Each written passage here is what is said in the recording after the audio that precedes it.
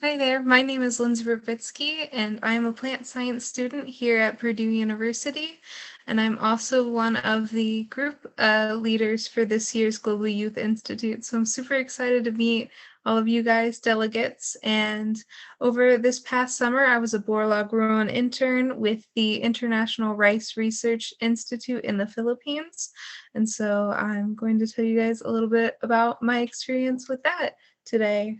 So I have a little bit of a PowerPoint that's modified for one that I gave as a presentation with the group because I just wanted to show you guys some fun pictures and stuff from that. So let's see if I can get it shared correctly.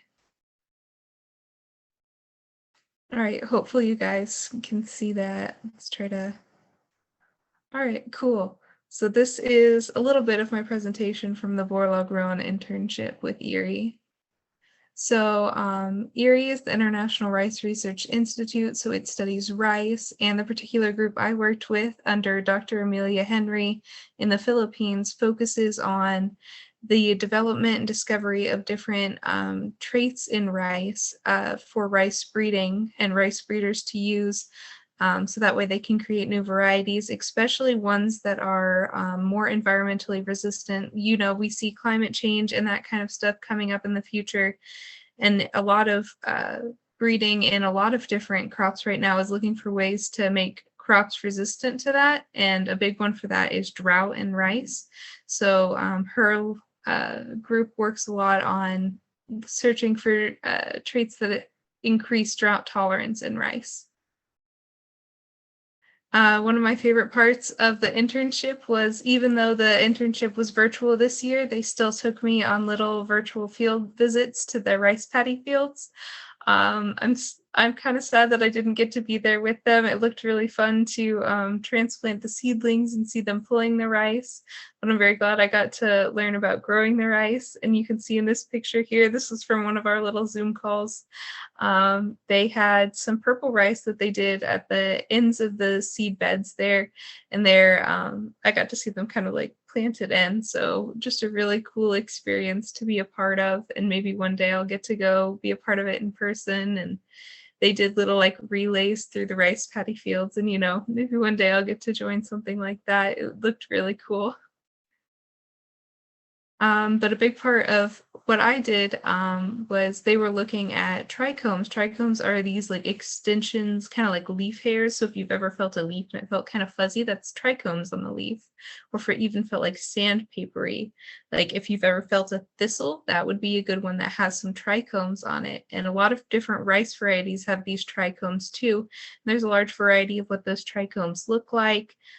Their size, their density. And so they took these pictures under microscopes and sent them to me. And so while I was at home on the computer, I still got to look at these images and analyze them and analyze the density, the size of the trichomes, the different things of the trichomes. Like we can see here that there's some long ones on the leaves veins.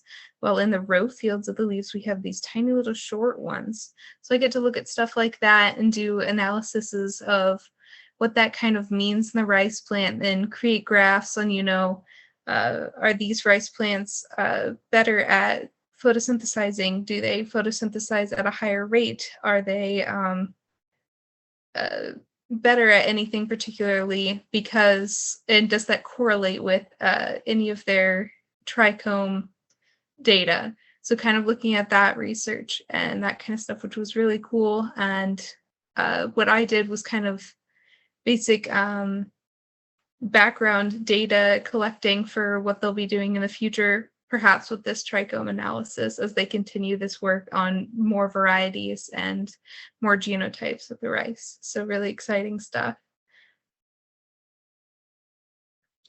And then I always just want to make sure to especially thank the group that I worked with in Erie.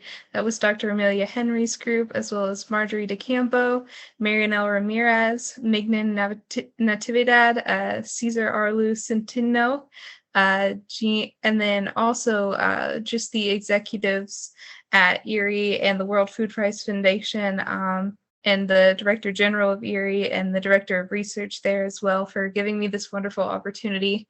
I'm really grateful to have gotten to work with them and There were also some social scientists that I got to work with as well, which was really cool because I found that that's something that's kind of my passion, is getting to work on building these bridges between plants and people, the farmers and the scientists and the consumers. And I think that's going to be a large part of the future in agriculture and getting to feed the world, is building these connections. And so that's kind of what I was most excited about in this internship, was getting to meet all of these wonderful people.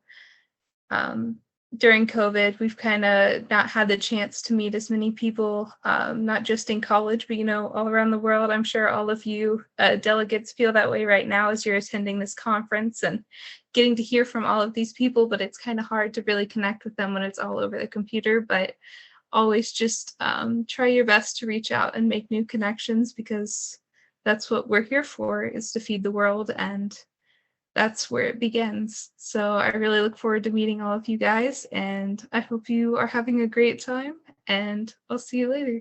Bye.